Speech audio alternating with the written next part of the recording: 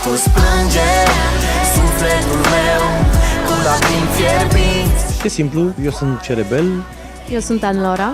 Și urmăriți YouNews pe UTV. Salutare, ce mai faceți? Bine, uite, am lăsat o piesă împreună. Cum se numește piesa? Atipic pentru mine, Plânge sufletul meu se numește. E o piesă... Medicamente. Da. La tot felul de nume. Căutat variante, într-adevăr, am să-i zicem medicament la un moment dat. Că avem noi acolo un vers care spune: sunt dependenți ca un medicament pe care dacă nu-l iau la timp pot să mă doară. Am ajuns dependent, ești ca un medicament pe care dacă nu-l iau la timp o să mă doară.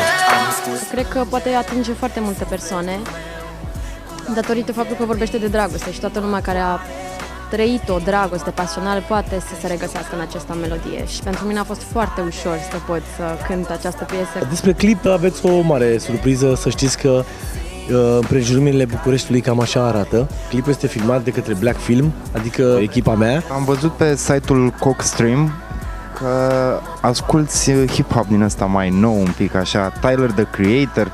Da, să știi că sunt conectat la tot ce înseamnă muzica asta. Tyler, the Creator, este un personaj pe care ar trebui să-l studiez, să înțeleg de ce a devenit atât de faimos, de ce oamenii vin la concertele lui, dincolo de mesaj, bineînțeles.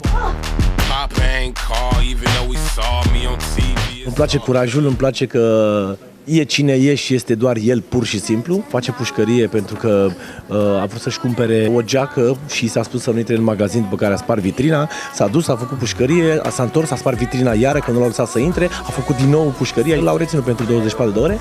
După care a venit și a cumpărat magazinul. Adică despre asta e vorba, știi? Adică dacă expresia asta înseamnă să fii mafiot, cam asta se întâmplă, știi? Pentru noi, toți, să știi că urmează un moment care o să poarte semnătura Cerebel, pentru că foarte curând vine data de 1 decembrie și cum v-am obișnuit, am hotărât și am decis și am promis că am să scot câte o piesă pentru noi toți de ziua noastră de 1 decembrie, cu un mesaj, cred că va fi: ne cerem țara înapoi.